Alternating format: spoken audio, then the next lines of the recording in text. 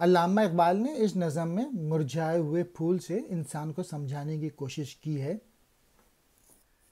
کس زباں سے اے گلے پز مردہ تجھ کو گل کہوں، کس طرح تجھ کو تمنائے دل بلبل کہوں.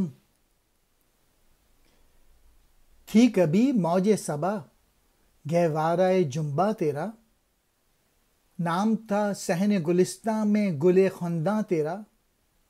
تیرے احساں کا نسیم صبح کو اقرار تھا، باغ تیرے دم سے گویا طبلہ عطار تھا. علامہ اقبال اس بند میں ایک مرجھائے ہوئے پھول سے بات کر رہے ہیں، اور جو کہ اپنی آب و تاب کھو چکا ہے اور مرجھا چکا ہے، کہ اب تو تیری حیثیت بدل گئی ہے اور اس صورت میں تجھے کوئی پھول نہیں کہہ سکتا، اور اب تو بلبل کے لیے بھی کوئی اٹریکشن نہیں ہے، کوئی کشش نہیں ہے. اور میں تو اس وقت کو یاد کرتا ہوں کہ جب ہوا تجھے اپنے آغوش میں لیا کرتی تھی، یعنی ہر طرف خوشبو پھیل جاتی تھی اس خوشبو کی وجہ، اس پھول کی وجہ سے، اور باغ میں جو تیرا وجود تھا وہ ایک دلکش نظارہ ہوا کرتا تھا.